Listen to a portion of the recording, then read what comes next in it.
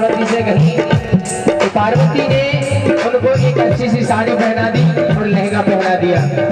फिर भी माँ पार्वती कहने लगी शंकर भगवान एक लहरीदार चुनरी माथे पे डाल के, एक लहरीदार चुनरी माथे पे डाल के, एक लहरीदार चुनरी माथे पे डाल के भोला बन जाऊं भोले बताने काल के, भोला बन जाऊं भोले बताने काल के, भोला बन जाऊं भोले बताने काल के, भोला बन जाऊं बताने काल के।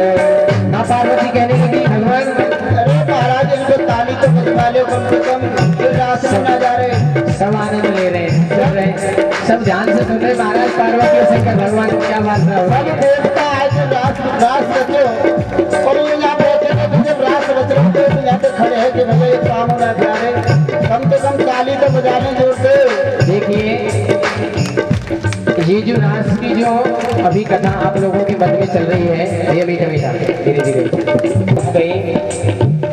जो भी उसको देखने की कोशिश करता है वह सुबह बनाने के लायक नहीं रहता। या तो उसकी आत्मा परमात्मा में मिल जाती है या फिर वो पागल हो जाता है। ये झूठी बात नहीं है। आज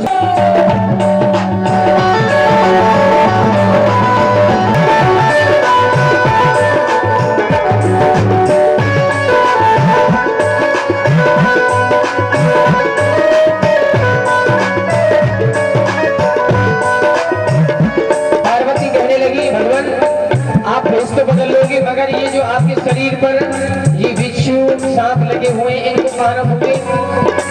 सब तो छुपेगा कहाँ छुपेगा ये बिच्छू ये माला ये चंदा का उजियाला बोले गंगा का उजियाला गंगा का उजियाला।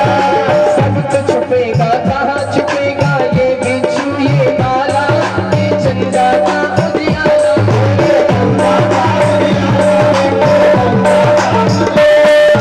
एक कर में तेरे डमरू सोहे, एक कर में तेरे डमरू सोहे, लगन कभी तक छाला छाला। पार्वती कहने लगी एक कर में तेरे डमरू सोहे बगल नबी मृग छाला। तो भगवान शंकर क्या कहने लगी पता है? इन सबको रखूंगा मैं पिंजरे में डाल के, इन सबको रखूंगा मैं पिंजरे में डाल के, इन सबको रखूंगा मैं झोले में डाल के भोला बन जाऊं बताने काल के, भोला बन जाऊं बताने काल के, भोला बन जाऊं भोले बताने काल के, भोला बन जाऊं। और पार्वती कहने लगी चलो भगवान ठीक है इनको तो आप अपने झोले में रख लोगे मगर आपके पास अभी भी ऐसी चीज है जिसको आप छुपा नहीं सकते हो। भगवान शंकर बोले पार्वती क्या है वो चीज? माँ पार्वती कहने लगी मुझे चलोगे कहाँ छुपेगा ये गंगा का पानी,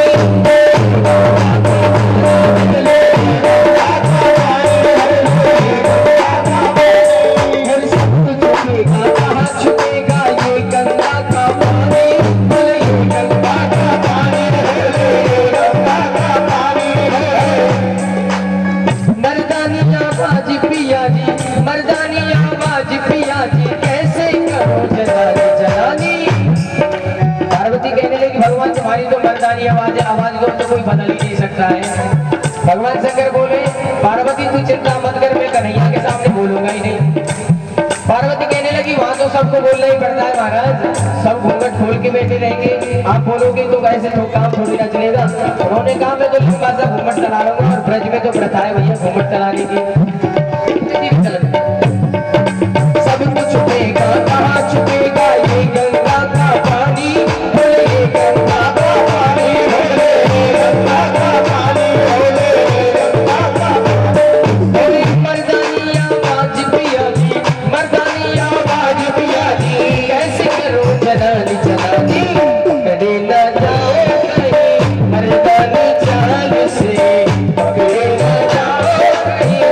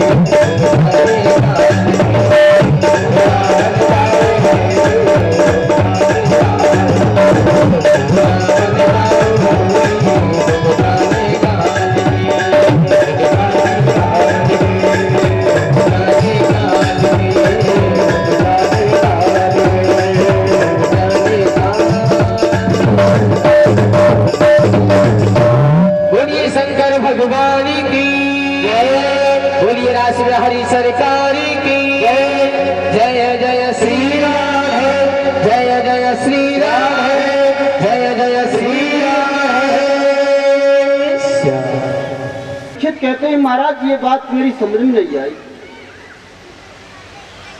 आज कन्हैया ने पराई स्त्रियों के साथ रास रचाया। सुखदेव जी कहते हैं राजन अब तो घोर कलयुग आने वाला है। अरे गोविंद तो इस संसार सागर का पति है, तुम्हारा भी पति है, हमारा भी पति है, सबका पति है। उसके लिए पराई स्त्री कहां? जो सबका रखवाला है और सबका पति है वो तो पार ब्रह्म परमेश्वर है, उसका और हमारा पर्दा कहां? कि मैंने सबको जीत लिया। और महाराज मैं आपको भी जीतना चाहता हूं। काम को जीतने के लिए आज गोविंद ने यह महारास रचा। भगवान कहते हैं कि हे काम देख मुझसे तू छेड़ेगा तो तुझे जलकर भस्म होना पड़ेगा। जब मैं राम बन के आया तब तुझने खूब अपने बाण चलाए, जब भी मेरा तू कुछ नहीं बिगाड़ सका, मेरी मर्यादा को भंग नहीं कर सका। जिस समय मैं समाधि में शंकर रूप में बैठा था और तूने मेरी समाधि भंग करना चाहा तो तुझे जलकर राख होना पड़ा। हे काम तू मेरा कुछ नहीं बिगाड़ सकता। और अब मैं सहस्र गोपियों के साथ रास रचा रहा हूं और तुझे जितने अपने बाण चलाने हैं उतना चला ले। मगर एक बार बता कि घर के अंदर का युद्ध करना चाहता है कि बाहर का युद्ध करना चाहता है? कि महाराज घर में तो युद्ध हम हमेशा ही करते हैं, मगर आज तो बाहर का हो जाए। तो कामदेव आज तुझ में जितनी शक्ति है उसको चला ले। काम का असर गोविंद पर नहीं हुआ। हजारों गोपियों के बीच आज गोविंद ने रास रचा। कन्हैया कहने लगे कि काम और भी कुछ है? कि महाराज मैं हार गया, मैं तुम्हें नहीं जीत सकता। अब महाराज सुखदेव कहते हैं राजन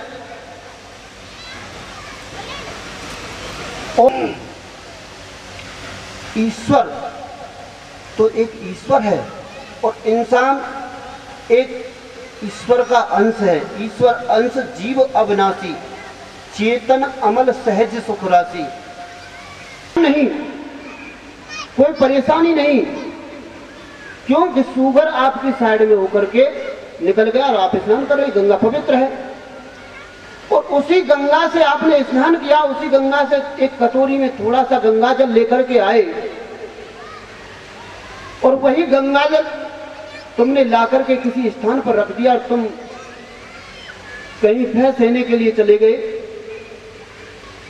और आप फ्रेश होकर के लौटे तो आप दूर से देख रहे हैं कि जो कटोरी का गंगाजल है उस गंगाजल से एक सुअर मुंह लगा गया